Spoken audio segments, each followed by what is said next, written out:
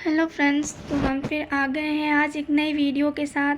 SN intelligence YouTube channel पर आप सभी का बहुत बहुत स्वागत है।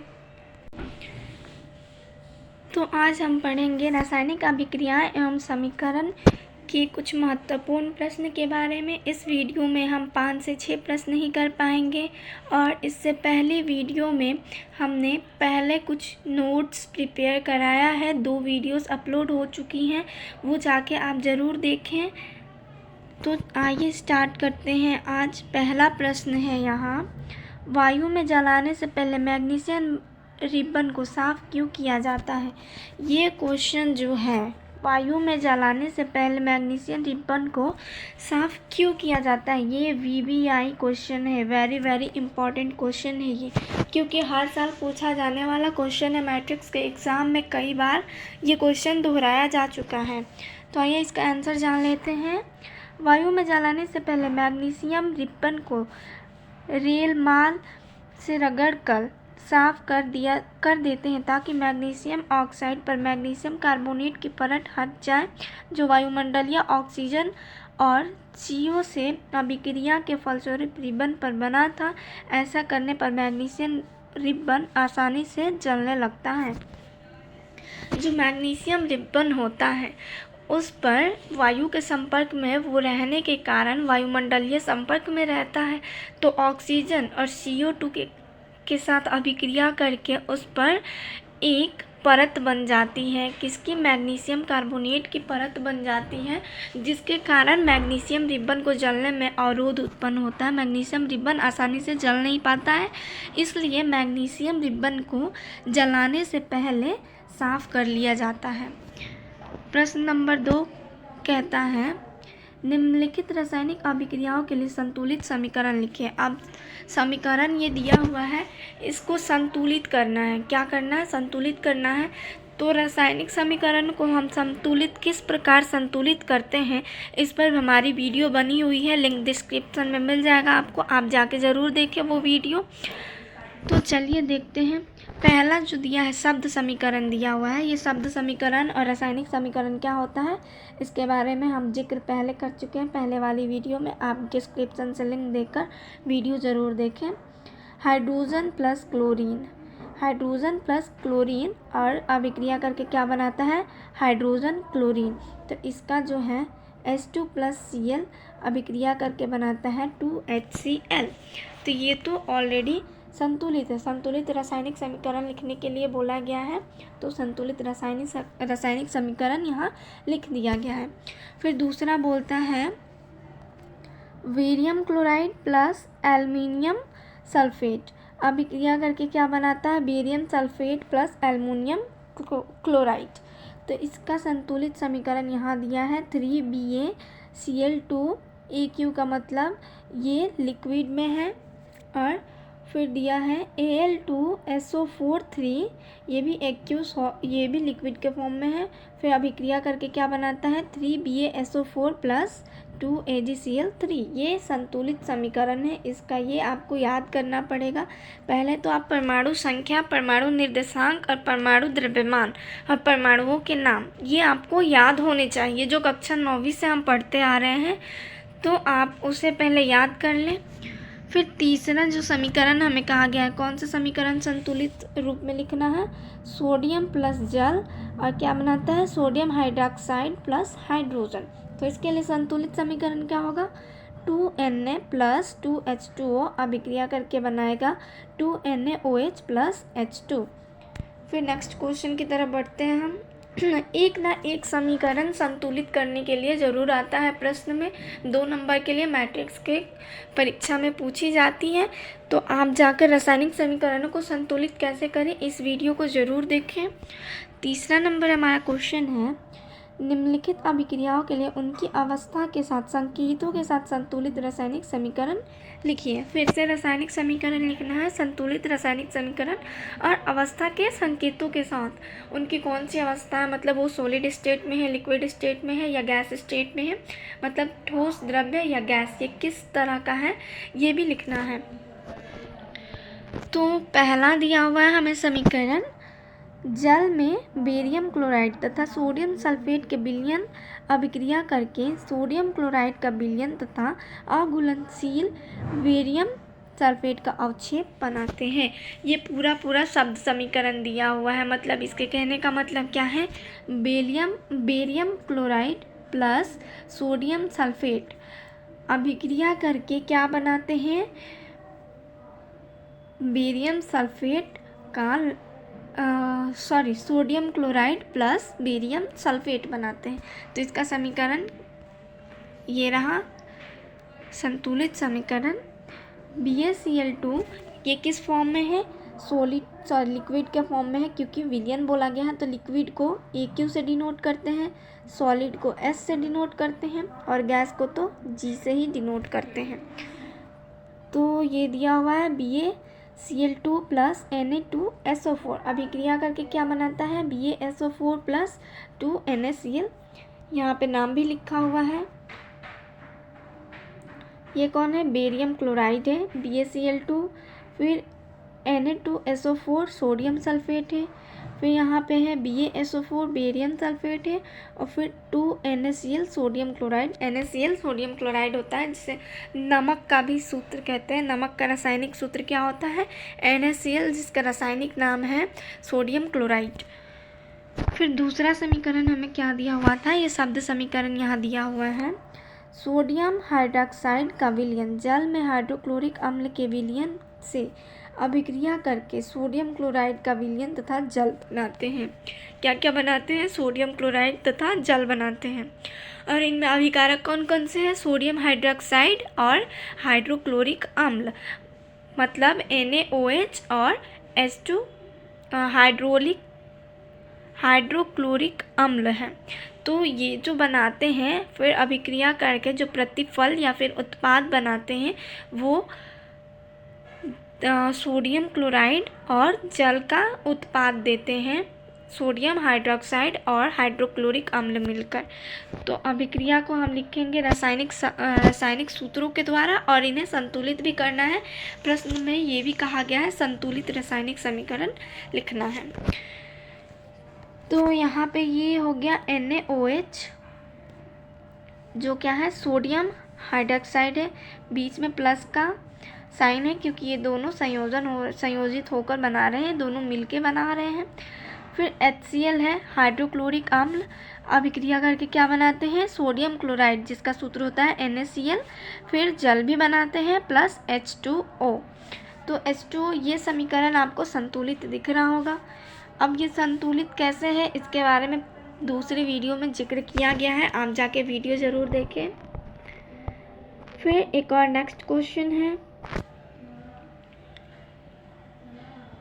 क्वेश्चन क्या कहता है, किसी पदार्थ X के विलयन का उपयोग सफ़ेदी करने के लिए होता है। कोई पदार्थ X है जिसका उपयोग सफ़ेदी करने के लिए किया जाता है। पहला क्वेश्चन इसमें दिया, कंबाइंड क्वेश्चन है, इसमें भी पदार्थ X का नाम तथा इसका सूत्र लिखिए। अब ये X पदार्थ कौन सा है जिसका उपयोग सफ़ेदी के लिए किया जाता है और इसका सूत्र भी लिखना है। फिर ऊपर सेकंड नंबर क्वेश्चन है, ऊपर एक में लिखे पदार्थ X को जल के साथ अभिक्रिया लिखिए, कि मतलब ये जो पदार्थ X है उसका जल के साथ अभिक्रिया भी कराना है। तो आइए देखते हैं इसका आंसर। पहले का आंसर होगा, पदार्थ X का नाम बिना बुझा हुआ चुनना है जिसका रासायनिक सूत्र CaO होता है। यहाँ पे छूटा हुआ है, CaO होता है, इसी में एक लाइन ऐड कर लेना जिसका सूत्र CaO होता है। फिर अब सेकंड क्वेश्चन में बोला था X पदार्थ का जल के साथ अभिक्रिया लिखना है, तो वो क्या बनाएगा और अभिक्रिया का संतुलन भी करना होता है। पदार्थ X अर्थात CaO की जल के साथ अभिक्रिया इस प्रकार होती है, CaO सॉलिड स्टेट में रहता है प्लस H2O, जल के साथ अभिक्रिया कराना है तो साथ में H2O लेंगे। फिर अभिक्रिया करके क्या बनाता है, ये CaOH2 जो लिक्विड हो जाता है, मतलब ये CaOH2 किसका सूत्र होता है, बुझा हुआ चुनना। बुझा हुआ चुनना का सूत्र पूछेगा तो आप क्या बताएंगे, CaOH2। आइए नेक्स्ट क्वेश्चन की ओर बढ़ते हैं। नेक्स्ट क्वेश्चन है हमारा क्रियाकलाप 1.7 में एक परख नली में एकत्रित गैस की मात्रा दूसरी से दोगुनी क्यों है? उस गैस का नाम बताइए। अब ये क्रियाकलाप एक दिया हुआ है, उसको देखते हैं हम। क्रियाकलाप, वो क्रियाकलाप जो है ठीक इसी प्रकार का है जिसमें जल, और इसका स्क्रीनशॉट आप ले सकते हैं क्योंकि वीडियो काफ़ी लॉन्ग हो जाएगा, इसलिए इसका स्क्रीनशॉट ले लें आप सभी। आइए आंसर की तरफ देखते हैं, क्या कहता है आंसर। हमें ज्ञात है कि जल 2 भाग हाइड्रोजन और 1 भाग ऑक्सीजन स्विच से मिलकर बना है, अर्थात H और O हाइड्रोजन परमाणु और ऑक्सीजन परमाणु के 2:1 में संयोग करने से बना है। अतः जल का वैद्युत अपघटन करने से हाइड्रोजन और ऑक्सीजन गैसें प्राप्त होती हैं। इसलिए कैथोड पर एकत्रित गैस हाइड्रोजन और एनोड पर एकत्रित गैस ऑक्सीजन है, जिसकी मात्रा दोगुनी है। क्योंकि कैथोड पर हाइड्रोजन गैस एकत्रित होता है और एनोड पर ऑक्सीजन गैस एकत्रित होता है, इसलिए ये जो है पहली गैस जो कि हाइड्रोजन है उसकी मात्रा जो ऑक्सीजन है उसकी मात्रा हाइड्रोजन से दोगुनी है। और ये हम ऐसे भी अंदाज़ा लगा सकते हैं क्योंकि जल का सूत्र होता है H2O, जिसमें हाइड्रोजन दोगुना होता है और ऑक्सीजन अकेला ही होता है, इसलिए हाइड्रोजन दोगुना है और ऑक्सीजन कम है। यहाँ पे चित्र दिया हुआ है, आप देख सकते हैं। फिर प्रश्न एक और आता है, ये क्वेश्चन नंबर शायद 4 हो रहा है, इसमें नंबरिंग गलत है। जब लोहे की कील को, क्या बोल रहा है क्वेश्चन, जब लोहे की कील को कॉपर सल्फेट के विलयन में डुबोया जाता है तो विलयन का रंग क्यों बदल जाता है? जो कि लोहे का कील होता है वो कॉपर सल्फेट की विलयन में उसे डुबाने पर विलयन का रंग ही बदल जाता है। क्यों, ऐसा क्यों होता है भैया? तो इसका आंसर, इसको हम पहले ऐसे नॉर्मली अपने लैंग्वेज में समझने की कोशिश करते हैं। जो लोहे की कील होती है वो कॉपर से अत्यधिक क्रियाशील होती है, मतलब कॉपर जो है लोहे की अपेक्षा में कम क्रियाशील होता है, जबकि लोहा कॉपर से अधिक क्रियाशील होता है। और इसका हम नियम पढ़ चुके हैं पिछली वीडियो में, आप जाके रासायनिक समीकरणों के प्रकार कितने प्रकार के रासायनिक अभिक्रियाएं कितने प्रकार की होती हैं, इसके बारे में आप पढ़ लेंगे तो ये समझ जाएंगे कि लोहे की कील और कॉपर की कील ये सब क्या होता है। तो आप जाके वीडियो देखें।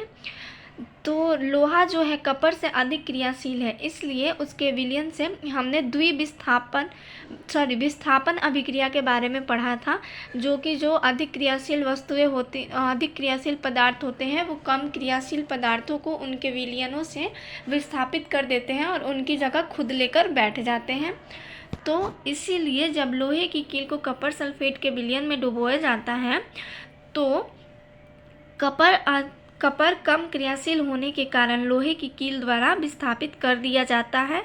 और चूँकि कॉपर सल्फेट का विलयन का रंग हल्का भूरे रंग का होता है और लोहे द्वारा बनाया गया विलयन का रंग हरा होता है, इसलिए विलयन का रंग हरा दिखाई पड़ने लगता है। आइए आंसर देखते हैं। जब लोहे की कील को नीले रंग के कॉपर सल्फेट के विलयन में डुबोया जाता है तो विलयन का नीला रंग हल्का मलिन हो जाता है। ऐसा इसलिए होता है क्योंकि FeCu से अधिक, मतलब आयरन कॉपर से अधिक अभिक्रियाशील है, जो कॉपर को विस्थापित कर देता है और आयन सल्फेट तथा कॉपर धातु बनाता है। अभिक्रिया इस प्रकार होती है, यहाँ पे अभिक्रिया दी हुई है, देख लेते हैं इसको अच्छे से।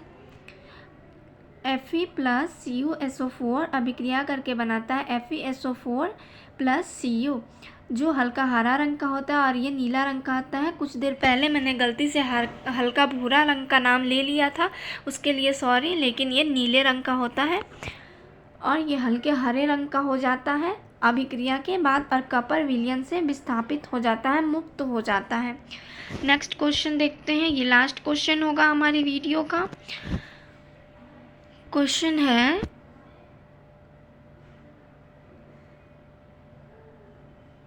क्रियाकलाप 1.10 से विभिन्न द्विविस्थापन अभिक्रियाओं का एक उदाहरण दीजिए। मतलब द्विविस्थापन अभिक्रिया, किसी एक क्रियाकलाप को छोड़ ही दो, किसी भी एक द्विविस्थापन अभिक्रिया का हमें क्या देना है, एग्जाम्पल देना है। क्या देना है, एग्जाम्पल।